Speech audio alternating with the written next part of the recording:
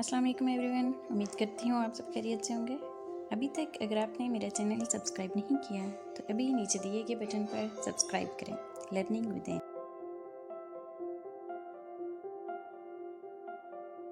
Second type of join है equi join.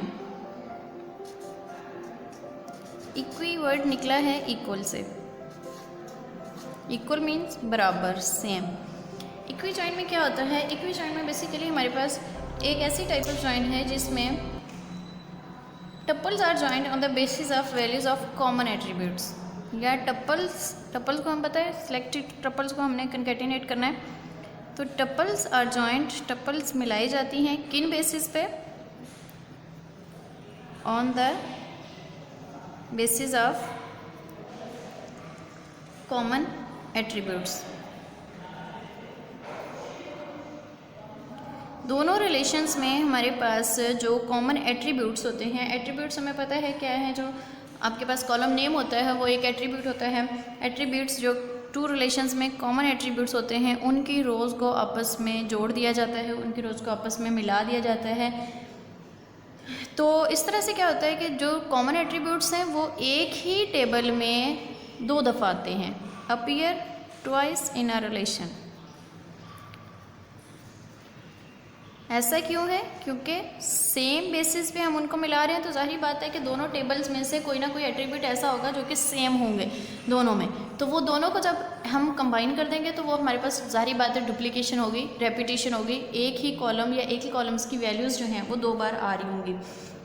Equi join को represent करने का हमारे पास जो सिंबल है वो है, इसको बॉटी सिंबल भी बोला जाता है। इस सिंबल के जरिए हम इक्वी जॉइन को रिप्रेजेंट करते हैं, बाउटी भी बोला जाता है इसको, इसका नेम जो है वो बॉटी सिंबल है। एग्जाम्पल के जरिए हम देख लेते हैं, जो हमने ऑलरेडी एक टेबल बनाए थे, टेबल के ज़रिए हम उसी टेबल को इस्तेमाल करते हुए जिसके ज़रिए हमने थीटा जॉइन की थी, उन्हीं टेबल को इस्तेमाल करते हुए हम इक्वी जॉइन देखते हैं कि इक्वी जॉइन को किस तरह से परफॉर्म किया जा सकता है। यही हमारे पास टेबल है। कौन सा टेबल है? फैकल्टी का टेबल है, कोर्स का टेबल है। अब इसमें से हम देखेंगे कि कौन से ऐसे कॉमन एट्रीब्यूट्स हैं जो कि दोनों पर अपीयर हो रहे हैं, जो कि दोनों टेबल्स में आ रहे हैं। तो अब यहाँ पे हमारे पास फैकल्टी आईडी 1001, 1003, 2 और 4 है, इसी तरह यहाँ पर भी है। तो ये फैकल्टी आईडी जो है और यहाँ पर भी है आईडी, और इनके जो एट्रीब्यूट्स वैल्यूज़ मैच हो रही हैं वो हमारे पास ये वाली हो रही हैं। 1001 मैच हो रही है, 1001, 1003 और यहाँ पर भी 1003 है। तो मतलब हमने क्या करना है, इस टेबल के जो कॉमन है उसको और इस टेबल के साथ जो मैच हो रही हैं उनको आपस में जोड़ देना है, उनको आपस में ज्वाइन कर देना है, उनको आपस में मिला देना है। ठीक है, तो कंडीशन हम सबसे पहले कैसे लिखेंगे कि फैकल्टी का रिलेशन है हमारे पास, फैकल्टी रिलेशन, साथ में क्या है, ज्वाइन किया जा रहा है। ये हमारे पास सिंबल है इक्वी ज्वाइन का, तो ज्वाइन किया जा रहा है, इक्वी ज्वाइन किया जा रहा है। फैकल्टी के टेबल में से हमारे पास कॉमन एट्रीब्यूट कौन सा है? फैकल्टी आईडी, और इक्वल किसके है वो? कोर्स वाले टेबल में से FID के, और दूसरा हमारे पास क्या? कोर्स के साथ हम उसको जोड़ रहे हैं। देखिए दो टेबल है हमारे पास, फैकल्टी और कोर्स। फैकल्टी और कोर्स ये दो हमारे पास रिलेशंस हैं, ये दो हमारे पास टेबल्स हैं। कंडीशन में क्या लिखना है? फैकल्टी लिख लिया, कोर्स लिख लिया। अब इन दोनों को आपस में क्या किया जा रहा है? ज्वाइन किया जा रहा है इक्वी ज्वाइन के जरिए। किन बेसिस पे किया जा रहा है? कि फैकल्टी के टेबल में से फैकल्टी आईडी में कॉमन एट्रीब्यूट्स हैं जो कि इक्वल है कोर्स के FID में से। ठीक है, तो इन बेसिस पे हम इनको जोड़ देंगे। अब देखें फैकल्टी के आईडी में से कौन सा है हमारे पास, अगर हम इनको लिखते हैं, नेम है आपके पास, डिपार्टमेंट है आपके पास, डेजिग्नेशन है, और दूसरे में क्या है? कोर्स आईडी है, टाइटल है, और साथ ही साथ FID है। फैकल्टी 1001 आ गया आपके पास। उसके बारे में जो भी इंफॉर्मेशन है फर्स्ट टेबल की, उस्मान, डिपार्टमेंट CS और असिस्टेंट। इसी के साथ कोर्स आईडी CS 520, DBMS और 1001 के 1001 के साथ हमने जोड़ दिया। अब 1003 है जो कि इसमें भी है और इसमें भी है, तो 1003 आयशा, इको, एसोसिएट, और दूसरे टेबल में जो उसकी वैल्यूज़ हैं हमारे पास CS 430 और 1003।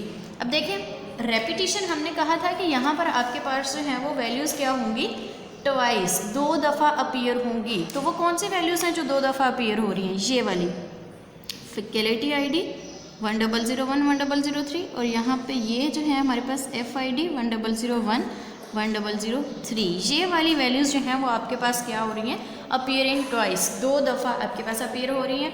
तो ये था हमारे पास इक्विजॉइन। इक्विजॉइन में कैसे हम लोग दोनों सैम्पल्स को आपस में जोड़ दिया जाता है, दोनों टेबल्स को। इसके बाद हमारे साथ इसी से रेलिवेंट एक तीसरी जॉइन है नेचुरल जॉइन, जो कि बिल्कुल रेलिवेंट टू द इक्विजॉइन ही है, लेकिन इसमें सिर्फ एक चीज़ है जो कि हम करते हैं, वो क्या है कि नेचुरल जॉइन सेम एज इक्विजॉइन। सबसे पहले ये आपको पता होना चाहिए सेम एज इक्विजॉइन, लेकिन डिफरेंस क्या है, same as equi with some difference. अब वो डिफरेंस आपको पता होना चाहिए कि क्या है, जो कि इक्विजॉइन में और इसमें हमने करना है। सैम्बल यूज़ करना सेम है, सैम्बल वही हम यूज़ करते हैं जो कि इसका है, पाउटी सैम्बल है, इसका भी वही सैम्बल हमने इस्तेमाल करना है। नेचुरल जॉइन में आपके पास क्या होता है, जो कॉमन टपल्स 2 दफ़ा आ रही होती हैं वो सिंगल्स 1 दफ़ा आती हैं। Common tuples appear in only once, appear once, सिर्फ 1 दफ़ा वो कॉमन टपल्स आएंगी। कौन सी कॉमन टपल्स थी, ये वाली जो हमारे पास आ रही हैं, इनको सिर्फ 1 दफ़ा लिखा जाएगा। तो नेचुरल जॉइन जो है वो हमारे पास रिमूव कर देती है डुप्लीकेशन को, कि इसमें हमारे पास डुप्लीकेट वैल्यूज़ जो हैं वो नहीं आती। डुप्लीकेशन को क्या कर दिया जाता है, रिमूव कर दिया जाता है। नेचुरल जॉइन में एट्रीब्यूट्स सेम नेम के जो होते हैं, attributes to be used in the join it may require at a renaming mechanism. ऐसा क्यों होता है, क्यों हम रिमूव कर देते हैं, क्योंकि हमारे पास हमें पता है कि एक टेबल में आपके पास प्राइमरी कीज़ बनती हैं, जिसमें से एक टेबल को यूज़ करते हुए हम एक एट्रीब्यूट को यूज़ करते हुए पूरी टेबल को एक्सेस कर सकते हैं। तो जब एक टेबल में हमारे पास एक से ज़्यादा सेम वैल्यूज़ आ रही होती हैं तो वहाँ पर हमारे पास प्रॉब्लम्स आ जाती हैं, जिसकी वजह से नेचुरल जॉइन क्या करती है, इस प्रॉब्लम को, इस कम्प्लेक्सिटी को, इस डुप्लीकेशन को ख़त्म कर देती है। और हमें पता है कि एक रिलेशन, एक टेबल के जो हमने करेक्टरिस्टिक्स पढ़ी हैं उसमें भी क्या होता है कि टेबल में आपके पास सिंगल वैल्यूज़ आनी चाहिए, उसमें आपके पास रिपीट होते हुए कॉलम्स नहीं आने चाहिए। तो सेम वही चीज़ आपके पास आएगी। लिखने का सिंटैक्स आपके पास क्या होगा, फैकल्टी है,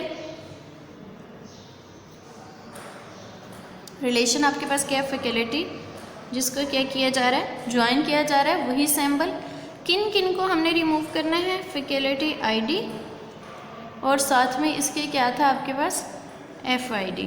ठीक है, ये हमारे पास क्या हो रही हैं, रिपीट हो रही हैं। तो रिपीट हो रही हैं तो इनमें से हमने एलिमिनेट किसको करना है, किसी एक को कर देना है, तो हम इसको कर देते हैं, FID वाले को। अब आपके पास जो रिजल्टेंट टेबल आपके पास जो बनेगा उसमें क्या होगा, रिजल्टेंट टेबल में सिर्फ आपके पास बाकी सारा कुछ वैसे ही आएगा, ये वाला कॉलम नहीं आएगा। क्यों नहीं आएगा, क्योंकि हमने इसको क्या कर दिया, एलिमिनेट कर दिया। अब आपके पास सेम वही फैकल्टी ID भी आएगा, नेम भी आएगा, डिपार्टमेंट भी होगा, डेजिग्नेशन भी होगा, कोर्स ID भी है और टाइटल भी है। बस उसके बाद फैकल्टी ID जो है वो हमने क्या कर दिया, रिमूव कर दिया। 1001 1003 उस्मान आ गया, Ayesha CS department, eco department, उसके बाद असिस्टेंट है, एसोसिएट है, CS 520 है और DBMS है। इसी तरह से CS 430 है और 1 और FM में। ठीक है, रिमूव क्या किया हमने, इस टेबल को, इस वाली पूरी जो आपके पास कॉलम था इसको क्या कर दिया, एलिमिनेट कर दिया। तो आपके पास जो डुप्लीकेशन है वो क्या हो जाती है, इससे रिमूव हो जाती है। ये कन्वर्ट करने का मेथड था हमारे पास नेचुरल जॉइन में, जो कि same as it is equi join की तरह ही होता है, बस हम उसको इस तरह से मैनेज कर सकते हैं।